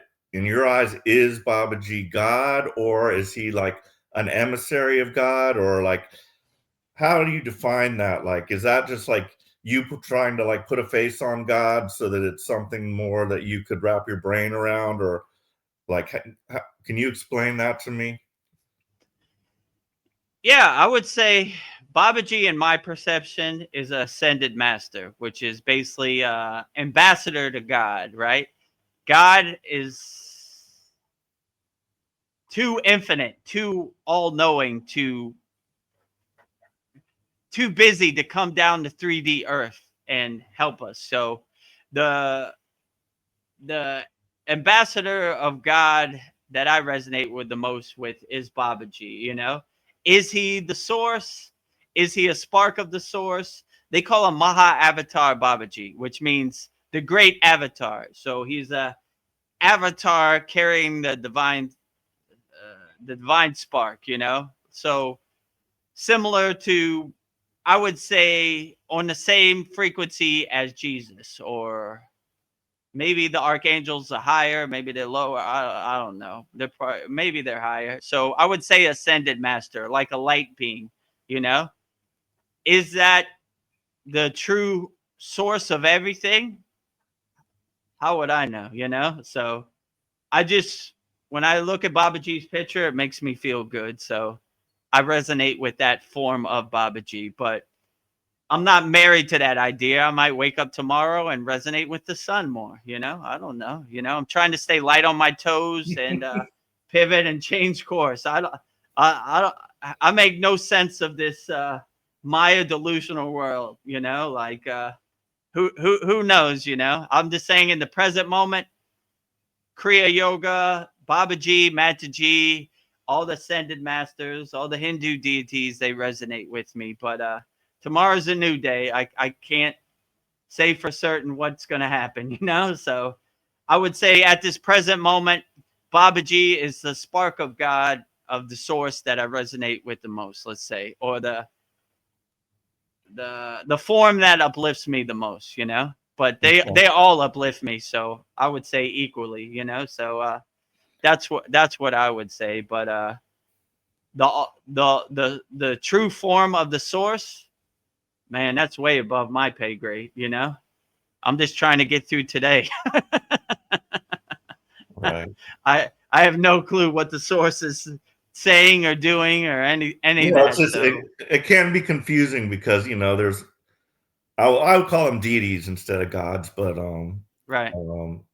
Yeah, there's just so many, and like that can be confusing. Like we're saying there's one God, yet there's all these other people that we're singing mantras to. So in a sense, it's a little bit confusing, but yeah, what you just said clarifies it, I would say. Yeah, I would say, like you said, God is the capstone, and all these other things, how can I say, all these other deities filter down, but there's still a spark of God, like we all are, Right. Some are more of a spark of God, some are maybe us on earth are less of a spark of God, but it still all goes to God, So no matter what deity you pray to, it all goes to the same place, My guru used to say there are many roads to get up the mountain, but they all go up the mountain, let's say it like that. So they all lead to the same place. They all lead to the summit, the pinnacle, the capstone. So I would say no matter what deity you're praying to, as long as they make you feel good and uplift you, they're all going to the same place. So that's what I would say. And I would say God is too infinite. So our our monkey mind needs something to attach to feel comfortable with. So that's why we have these forms, you know. So the form I resonate with the most is Babaji. So to make What a would you long say story about short, like Satanists, you know, who are worshiping Satan or something like that? I mean, I've never had an audience with Satan, so I don't know if he's good or bad or what he's doing either. Like, or even if he's even there, I don't know. That's I I don't know. I don't have any experience. Let's say so.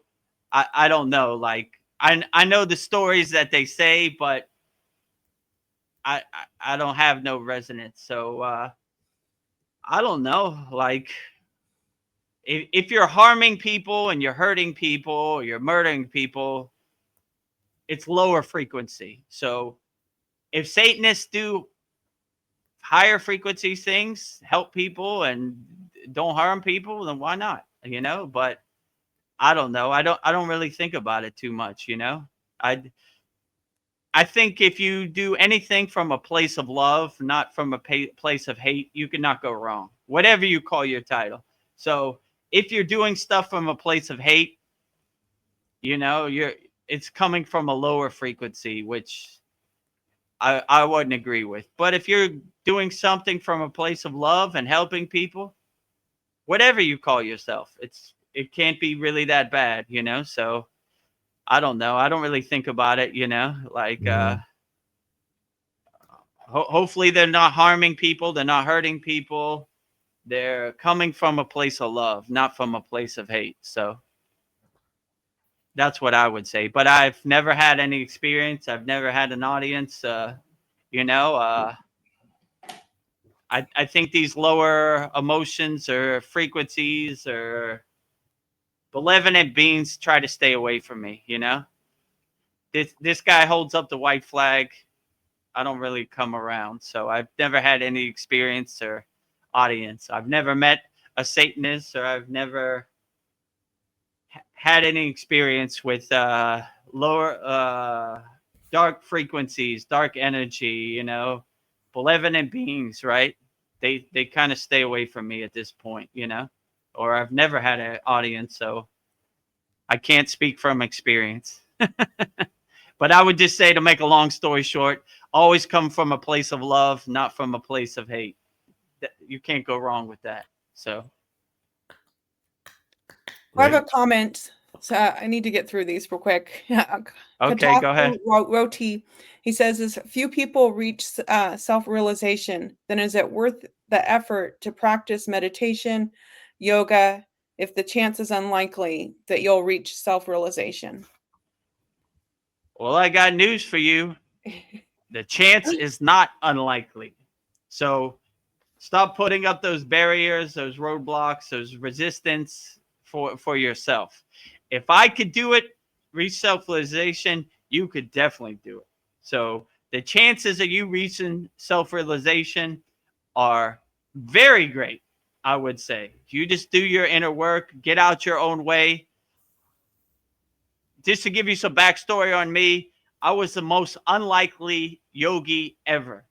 The most unlikely person to ever attain self-realization. You know, I did everything wrong. I treated my body like an amusement park. I got on the path and I've reached the point of self-realization. So if I could do it, you definitely could do it. So uh, first thing you do, delete all those obstacles. Wherever you are, my father used to say, we're Americans, not Americans. We can reach self-realization. It's not unlikely for anybody.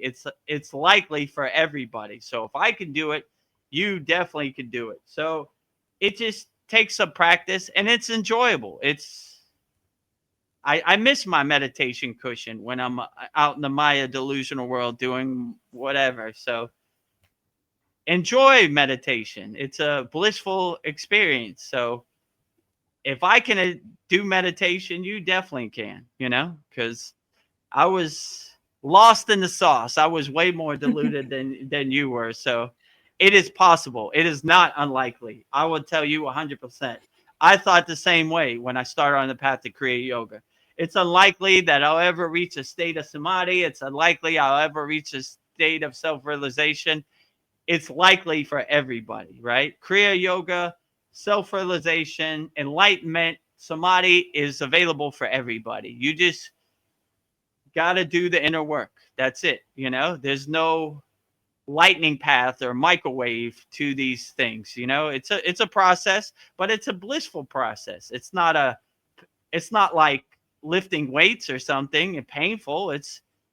I love meditating every day. I love doing my asanas. I love doing my pranayama. So it's a blissful experience that anybody can attain. So it's not unlikely at all. So I would clear all those blockages, those resistance, those obstacles that you put in your way. It's highly unlikely that anybody can attain self-realization.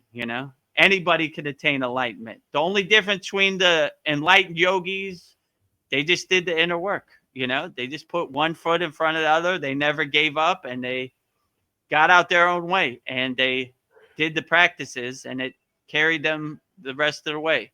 So yeah, if you need some practices, all the information's on the screen. Yeah. So it's likely for you, I would say, for sure. It's likely for everybody, wherever you're at, whatever country, if you're male or female, if you're a child or you're a grown adult, Kriya yoga, self-realization is for everybody. So it is highly likely you can attain anybody, just clear all the blocks, get out your own way, and you'll be on your way. If I could do it, you definitely could do it. Well, Katathi has a follow-up question. He wants to know, do you pray to God? Do you believe in praying to God? So how I pray to God, I pray to God different. I do what's called puja, right? So I give the light to each incarnation of God, each deity, each devi. So I'm not praying to God in a dualist perspective. I'm praying to God in a oneness perspective.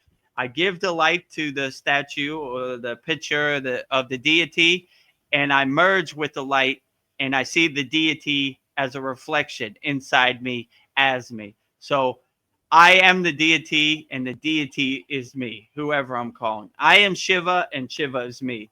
Shiva's not over there, and I'm over here. That's a dualist perspective. We believe in a oneness, wholeness perspective. So when I pray to God, I see the reflection of God inside me as me, right? So I'm not praying to God over there. I'm praying to God in here. Let's say it like that. So I give the light to God, and me and God merge in the divine oneness. So I see the reflection of each deity inside me as me. So that's how I pray to God. I don't pray to God Daddy on a cloud somewhere far away. God Let's Daddy. say it like But that. the question might be, are you asking for things like, praying for this, that, or the other thing? But yeah, for me, like I mainly am just giving thanks. I'm like thankful for everything that I already have. So my prayers consist of me just thanking Babaji for sending you to us. That's my first prayer. And, thankfulness. And, if I do pray anything like asking for something, it's usually just for, my family, help my sister, recover or something like that. But I'm already blessed enough. So I do feel I'm blessed, So I think that's the important thing. Yeah, when I pray to God, I don't pray for any materialist things. I thank whichever deity I'm praying to for the job they're doing. They're doing all the heavy lifting. The sun came up today. Today is a great day. Keep up the good work. You're doing the best job out of all. What do I need? Nothing. I'm good. You have far exceeded my expectations. All deities, right? I'm good, right? Like, I don't ask for anything. I'm basically thanking each deity for the job they're doing, right? Wherever they're at. So keep up the good work. All deities, all ascended masters, all spirit guides, all archangels, all light beings, whoever is out there, whoever got their ears opening, thank you for the job you're doing. Today is a great day. Everything is a bonus. I woke up, the sun is up. Keep up the good work, right? You're doing the greatest job out of all, right? Keep up the good work, So yeah, I agree with you, Paul. That's what I do. I don't ask for anything. I thank them for the job they're doing. So if I do ask for something, they know it's serious, because Vedagurudev never picks up the red bat phone and calls us, right? He never pushes the button on the nuclear football, right? Right. So if I pick up the phone, they're like, wait a minute. Vedagurudev, who never asks for anything, he's putting in a call. Oh, this is serious. So, It's serious. But they're out there. They're waiting for your acknowledgement. They're ever ready to help if you need it. So I'm saving my my call break in case of emergency. For a rainy day. So they know if I break the bat phone, then it's serious, right? But I don't even know what. Hopefully, I never have to put in that call. That's my opinion, right? Like, I'm good, and if I'm satisfied, I'm content with everything, and I hope to never put in the call. But I don't know. They're ever ready to help if you need it. So, well, Sandy just had a comment. She said, same with me. I was agnostic for many years after rejecting Catholicism. It took me by total surprise to experience my awakening in 2019. Whoa. Yeah, I agree with you. It took me by surprise too. Like, to make a long story short, I was forced to go to Sri Lanka to get initiated into Kriya yoga. I didn't want to go. I went half-assed, not wholeheartedly, and out of nowhere, Babaji struck me with his lightning bolt, and here I am. So, yeah, it took me by total surprise too, Sandy. Here you are. I never thought it possible. Sometimes I reflect or contemplate, like, how did I get here? Like, how is that possible? These things don't happen to me. So every question anybody out there has had about the spiritual path, I have definitely had 10x, so if I could do it, anybody could do it. So it's not limited to anybody, right? I don't want anybody to think like, I don't have no mala beads like Vedagurudev. I don't have no white sadik attire to wear. I guess I can't be a Kriya yogi. It's for everybody. Anybody could be a Kriya yogi. Anybody could walk the spiritual path. So if I could do it, if Sandy could do it, if Paul could do it, and Veronica could do it, anybody could do it. It's likely for anybody, I would definitely say. So yeah, I agree with you, Sandy. It took me by total surprise too. And I'm still surprised to this day. Like, I got to pinch myself some days. Yeah. Like, am I still a Kriya yogi? Yeah. Oh. I guess I am. How did I get here? Like, how did all this happen? So I just basically, as Paul said before, I surrendered to the path. Like, all right, let's see where it takes us. And it's never did me wrong. So I'm going to ride it till the wheels fall off, like we said before in the Soul Talks, right? So we'll see how far it takes me. But yeah, it definitely caught me by surprise also, Sand. I agree with you. I don't know. Katathi has such great questions for you. What's your perspective on miracles happening in other religions, such as people praying to Jesus when they are sick and then getting healed, or people praying to Allah and their prayers being granted? Yeah, I would say we had a profound Babaji quote in our Kriya Yoga school. It says, when you align yourself with the frequency, you harmonize and crystallize your circumstances. So I would say, if you come from a pure, authentic place, a place of love, you begin to align yourself with these miracles, and you clear the path for your spirit guides or your ascended masters to have a clear connection, right? I look at it like a radio signal, right? When you're tuning the radio dial, in the beginning, it's kind of staticky, right? You're like, what? I can't really hear it. the song, you know. But when you do your inner work, you clear that signal, so you have a direct alignment, a direct connection. So it's easier for people to help you when you need help or when you call for help. So these people are easier to attain miracles, CDs, and these stuff when they're more aligned with what they're asking for. If you're asking for a miracle from a place of lack, it's probably not going to happen for you.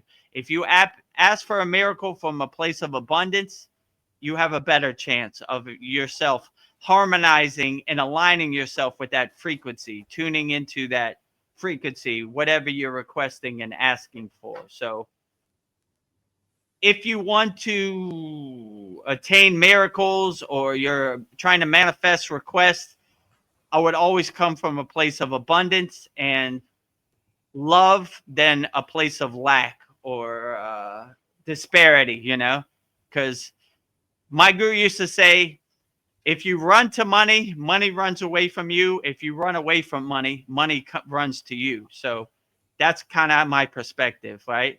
I don't really ask for miracles, but that's how things kind of happen. These CDs, these miracles are like byproducts or like signposts or like breadcrumbs on the path. So they kind of just happen so-called out of nowhere. So if you're coming from a pure soul place and you are coming from a place of abundance, not lack, you'd be surprised of what miracles are waiting to descend on you. So yeah, I would say regardless of what spiritual tradition you subscribe to, if you harmonize and align yourself with the correct frequency, anything's possible. Let's say it like that, you know? Sergio, he just says, I wish you could see the big smile I have on my face. We're making Sergio happy. Outstanding. Enough payment for me. I want to see everybody smiling out there. So that's how I get paid, by upliftment, helping people, putting smiles on people's face. So that puts a big smile on my face. That makes my day, Sergio. So thank you for that. That's why we do what we do. I don't do this to buy a new house or a solid gold airplane. I buy this to put smile on people's face and help people. So, you know, thank you for that. That's a beautiful payment on the spiritual path. Yeah. I collect happiness. I collect smiles. I collect helping people. That makes it all worthwhile. So thank you for that. That was beautifully said. Yeah. So keep those smiles coming. When I wake up, I try to have a big smile on my face, right? You know, I jump out of bed. Woohoo! You know, today is going to be a great day, you know? So keep that smile coming, right? Yes, we live for smiles. We live for smiles. This is a question I think we all have to deal with. How do you protect your energy from good-hearted people who are going through things such as depression? Therefore, I am unable to cut off some of these negative thinking people as they are loved ones. Yeah, I can't get away from you, but yeah, this is difficult because some loved ones, especially your children, it's hard to separate yourself from them. So you just try to give the best guidance you can. You know, anytime I get frustrated on the spiritual path or practicing Kriya Yoga, the ascended masters always send me a darshan. Everything is going to be okay. Keep up the good work. Don't worry about it. Get out your own way. Everything is going to be okay. And if people in your immediate circle have like depression, just let them know everything's going to be okay. Tomorrow's a new day.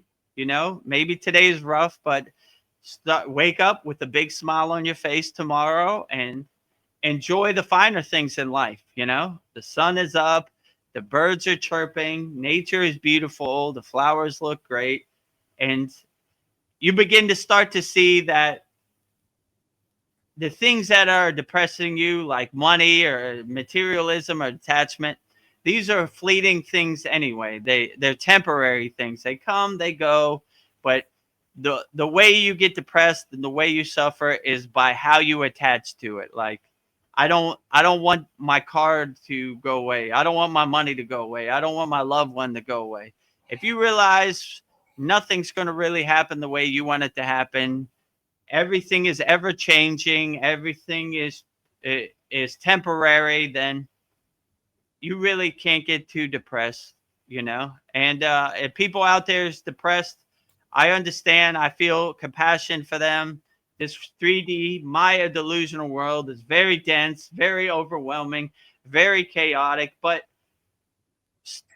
have a practice of becoming a detached witness. And how can I say? We do a practice in our Kriya yoga school called Sudi, which is basically detach, let go, right?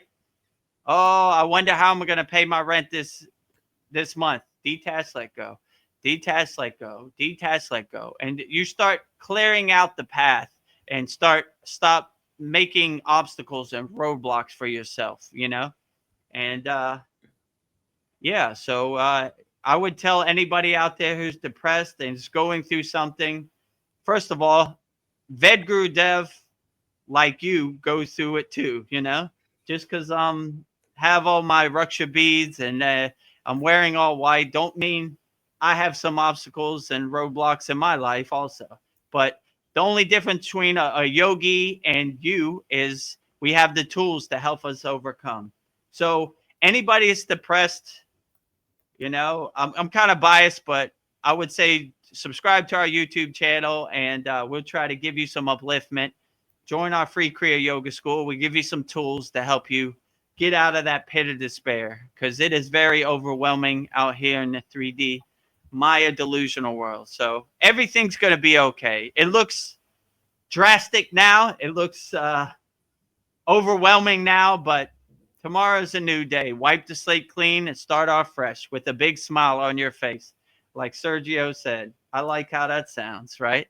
So no matter what this crazy Maya delusional world throws at you, put a big smile on your face and say, that's the best you got. Not going to turn my smile upside down into a frown. I'm going to turn it up even higher. Ah, ha, ha. That's the best you got, you know? I said before in a Satsang, I'm Captain Dan from Forrest Gump. You know, is that the best you got? You call that a storm? This is easy work. This is light work. Kindergarten over here. Give it to me. Come on. That's it. You know? So when you have that perspective, you start to laugh at this Maya delusional world like it is. Like, there it goes again. You know? Maya keeps Mayan. And he did not have any legs either. He's up there just grabbing it on. Yeah. Right. Exactly. He had no legs. His lower extremities were gone, and he's still holding on for dear life. Come on, Storm. Come on. That's it. You know?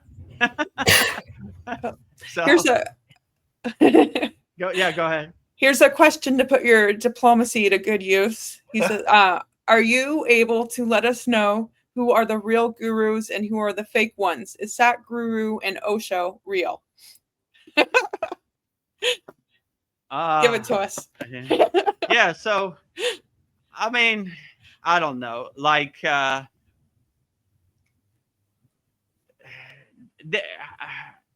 from a yogic perspective, we don't like to judge other yogis, right? Are they my cup of tea? Not really. Are they part of my parampara, my lineage?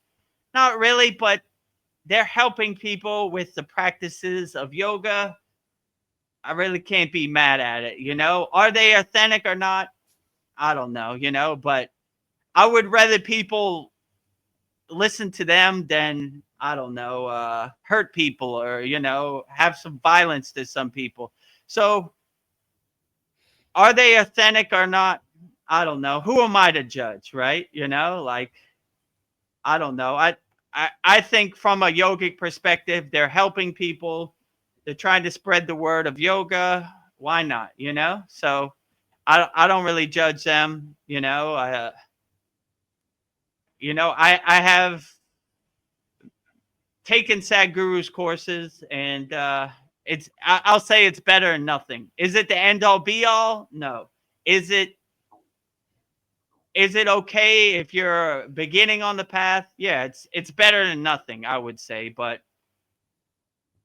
I'm biased. I would say what we have in our Kriya Yoga School, especially for free, is way better value and can help you in your daily life better than other yogic programs, I would say. There's a lot of fluff out there. So that's why I created the Kriya Yoga School, to give it to you straight, right? With no barriers, right? If you subscribe to our Kriya Yoga Masterclass, I give you everything. I don't want you to wait. I give you everything. I answer all your questions, everything. So I don't know. Are they authentic or not? Who am I to judge? Like, I'm sure there are people out there that say I'm not authentic too. So I don't know. They're helping Yeah. people. Keep up the good work. That's basically what I'll say, coming from a non-judgmental yogic perspective, right? So are they my cup of tea? Not really. Yeah. Not my cup If of I had chai. to choose, yeah, not my cup of chai, exactly.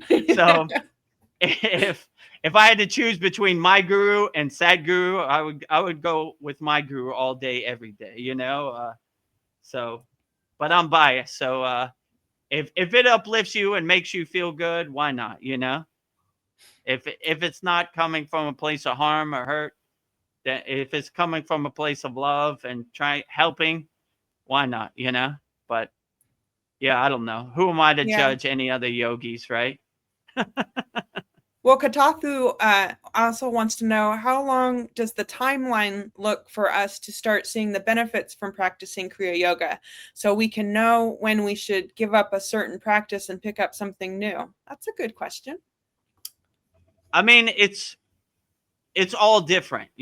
Some people see results instantly. Some people see results in 60, 90 days. I don't know. It depends how much blockages and how much you're kind of clogged up. So I would just not try to put a time constraint on it. I would just go with the flow and see where it takes you. So there's no right way to answer that. It's different for everybody. It depends where you're at on your spiritual journey, I would say. So if you have done some spiritual practices, you're probably more open to it. Some people who are starting from scratch, it might take them a while. So but I wouldn't try to put no time constraints on you. Just do what I do. Go with the flow. I'm going to go as far as this takes me. Makes me feel good, so I'm going to keep going. I would say, but there's no real way to tell how long it's going to take for anybody. So, and I would be misguided by telling anybody I know how they feel in their body, and by giving them a time limit. Like, Yeah. it's different for everybody else. So I really can't say, right? Like, some people it takes a week, some people it takes a year. I don't know, so it's different for everybody. I would just say, like my guru said to me, Vedagurudev, when is the best time to plant a tree? I said, I don't know, Baba. Tell me. He said, 10 years ago was the best time to plant a tree. When is the second time the best time to plant a tree? I said, I don't know, Baba. Tell me. He said, the second best time is to plant a tree today. So I wouldn't overthink it. I would just put one foot in front of the other and get started, right? And we made it easy for you. You subscribe to our YouTube channel, join our free Kriya Yoga School. In our free Kriya Yoga School, we have a beginner mini course that will give you some structure, that will give you a step-by-step roadmap to how to start. So I would start practicing today, and I would see where it takes you, and that would be my best advice, Well, I got to get going soon, but I'm just going to go through these comments because they're really Okay, good. yeah, let's bang them out. I'll try to not be so long-winded. It's okay. How much time do you have before you got to go? I have like 15 minutes. So we got Okay, plenty of all time. right. I'll try to make it short and sweet. It's okay. Normally, I would be here as long as as possible. I could be here 6 hours. I just have an appointment to get to. So I'm sorry, guys. Oh, it's okay. Life calls. We Yes. understand completely, right?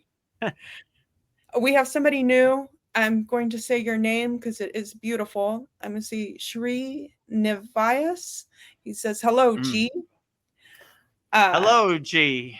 Hello, Baba G and Matt G and Yogi G. Yeah. I Yeah. don't even know what you would call me. G. Guru G, right? Right? Guru I G. guess, right?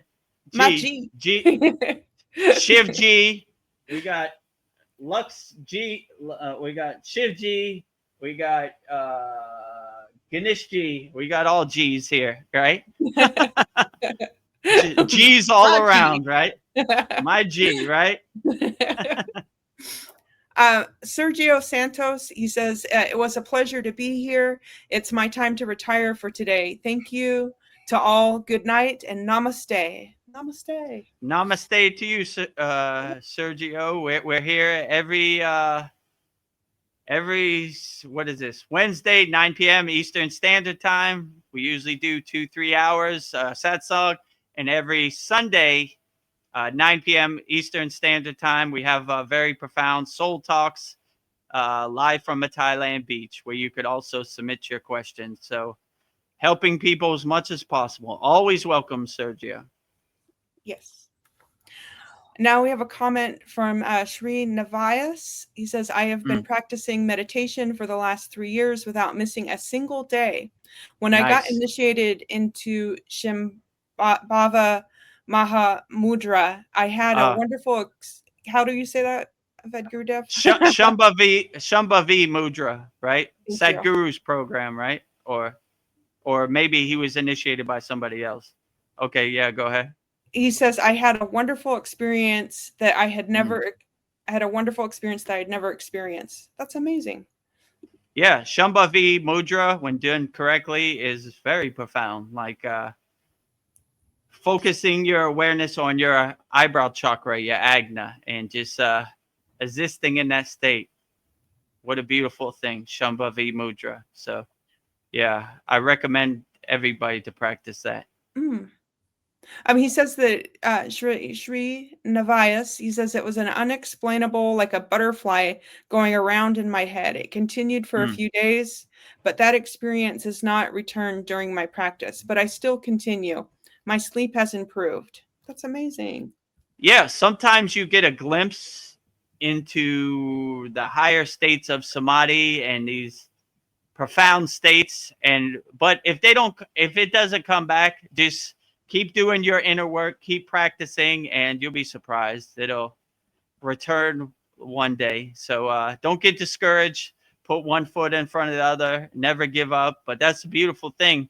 You've been meditating for 3 years. So you're definitely aligned and centered and have the right vibration, the right consciousness to be open to these higher states of samadhi, self-realization, satchinanda, God realization, all this. So yeah, keep up the good work. And Katathu Roti, he wants to know, what does a typical day look like for you? For me, okay, I'll make this brief. I wake up like 6 a.m. I do my asanas. I give praise and love to the sun. You know, I do the Science of Sun Worship song. I do Surya Namaskar. You know, I praise the sun. Thank the sun for the beautiful thing it does.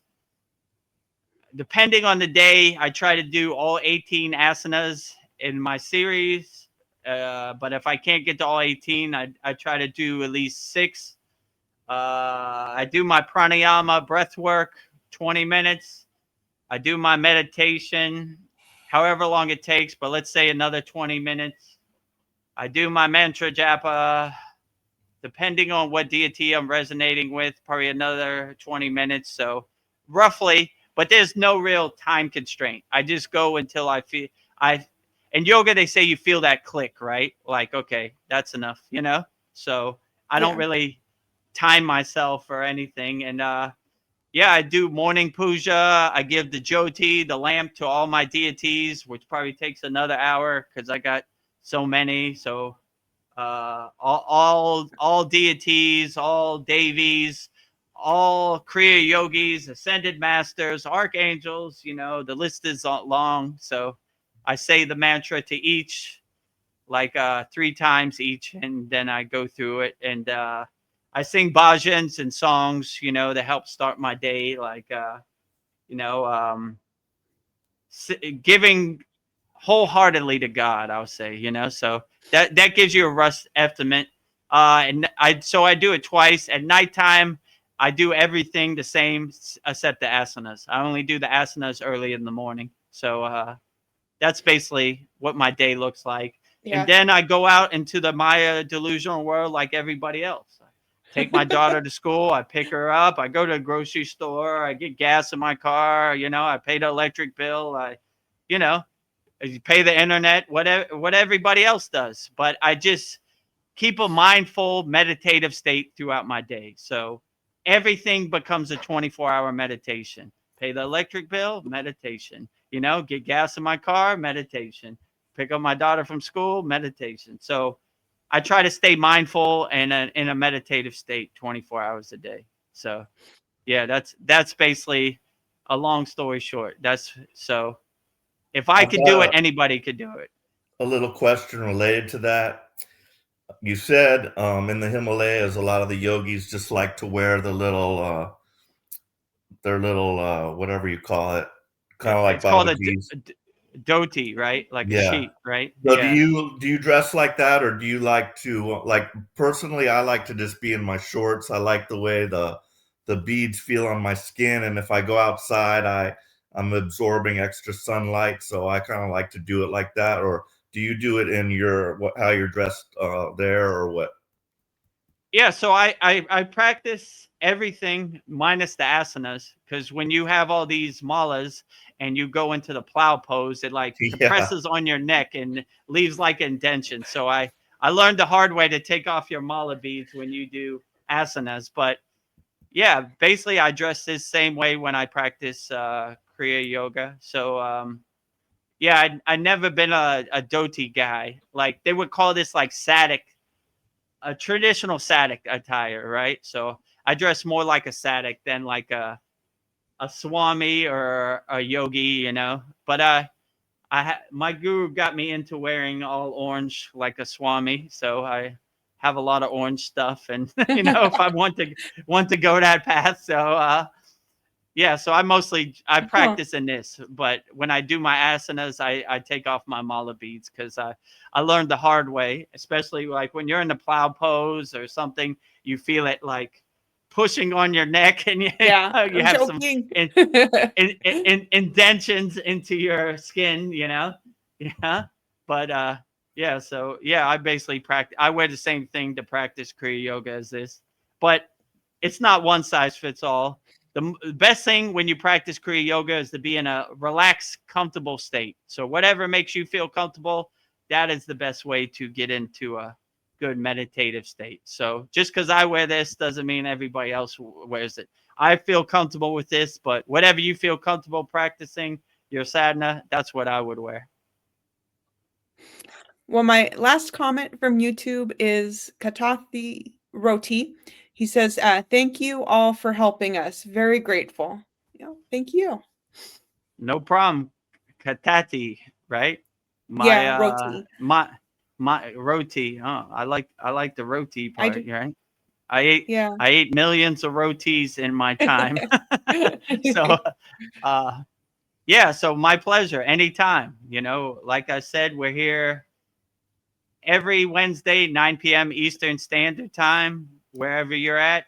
We usually stay for 2-3 hours and we try to answer all questions wholeheartedly. So if any questions come up during the week, send them to me. Also, we do a Soul Talks every 9 p.m. Eastern Standard Time every Sunday. So, yeah, collect your questions and give them to me wholeheartedly every week. You have 2 opportunities. And make sure you subscribe to our YouTube channel and join our free Kriya Yoga School. freekriyayoga.com and join 765 like-minded Kriya yogis and yoginis practicing Kriya yoga around the world. And if you want to join me, Veronica, and Paul, and all of our members in our Kriya Yoga Masterclass, every Saturday we have a very 2-hour profound class where we teach 3 different techniques. So very great. And you could ask whatever questions you want. I'm available 24 hours a day. So yes. So yeah, kriyayogamasterclass.com, try it out, give it a month. If it doesn't resonate with you, you can cancel. It's fine, but at least you have some knowledge and framework. So, but if you're starting off fresh, first subscribe to the YouTube channel. Look at our daily Babaji quotes. Look at our Soul Talk edits, our Soul Satsang edits. And then join our free Kriya Yoga school, freekriyayoga.com. It's 100% free. We're not going to try to sell you anything. We're not going to try to upsell you anything. It's 100% free. If you enjoy the value and you're ready to start practicing the advanced techniques, then join our Kriya Yoga family, kriyayogamasterclass.com. So Yeah, that's about it. I just wanted to mirror that. Thank you, Paul, for all your great questions, and everybody on YouTube. I just thank you, everyone that joined us tonight, and I hope you enjoyed our Satsang and our conversations that we covered here tonight. This is just the tip of the iceberg, and if you want more, you can join our school. I don't know, that's where the magic is, I think. So you can get even more Kriya Yoga knowledge. So Vedagurudev does not hold back.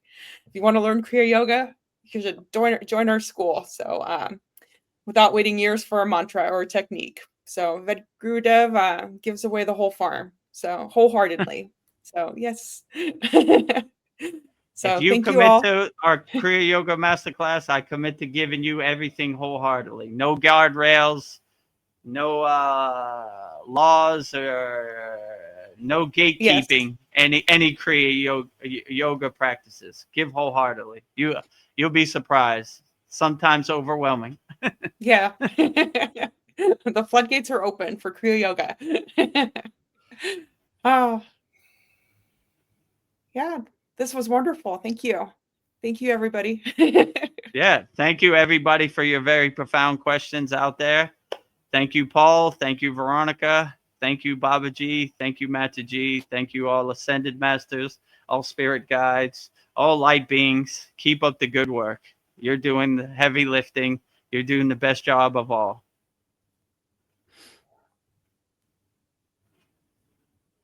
Well, maybe Paul can join us for the Kriya Babaji Nama Om. Okay, yeah. So, so if you want to call Babaji directly, I will give you Babaji's Mula mantra, which is Om Kriya Babaji Namo Om. And this is Babaji's direct phone number. So if you're ever going through something and you want to call Babaji for assistance, for help, call Babaji's Mula mantra. Om Kriya Babaji Namo Om. And Veronica and Paul will say it so beautifully right now. Om Kriya Babaji Nama Om.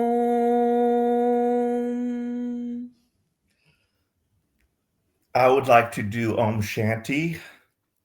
Oh, okay, great. Yeah. That's great too. Om Shanti, Shanti, Shanti. Shalom, Satnam, Sadhu, Tao, Amo, Spirit, Kami, Nami, Amen, Namen, Omen, Selah, Om, Om. Thank you for that, Paul. Yeah. Outstanding. Wow. Well, we were going to do that one next, but yeah, that's good amazing. To start off. Yeah. So I'll say Babaji's Mula mantra now, then we'll go into the Shanti mantra. You want to say it again, Paul? I'm good. Okay, all right. One time's the charm. Yeah. So I'll say Babaji's Mula mantra, Om Kriya Babaji Namo Om right now. Om Kriya Babaji Namo.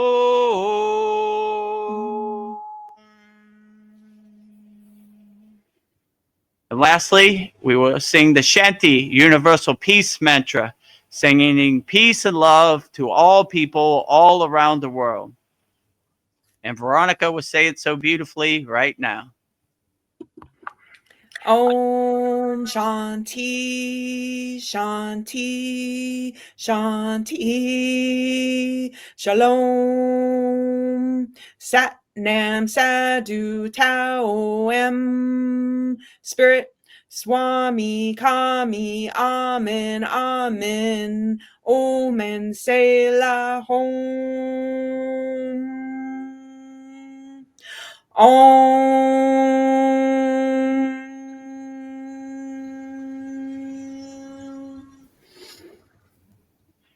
Om Shanti, Shanti, Shanti, Shalom. Sat Nam Sadhu Tao Em Om Spirit, Swami Kami, Amen, Amen. Omen Selah Hom.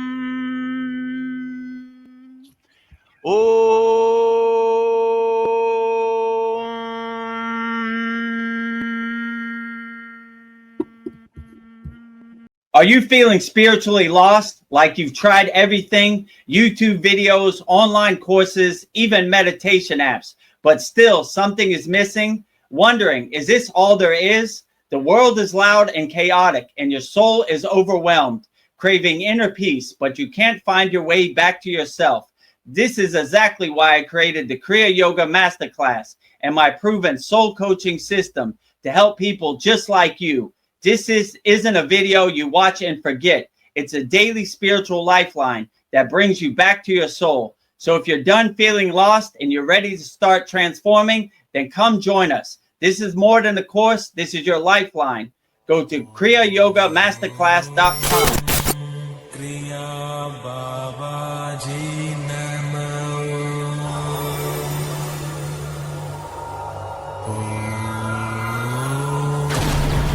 Kriya Babaji Namo.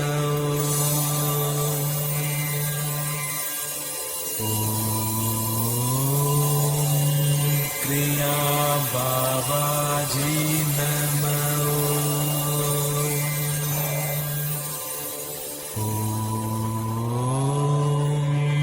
Kriya Babaji Namo.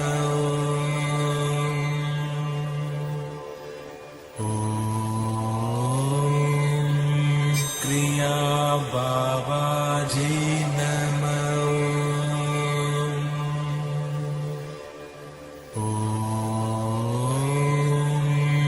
Kriya Babaji Namo.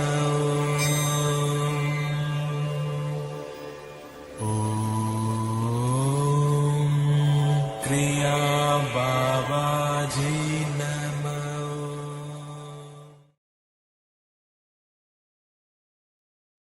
Oh.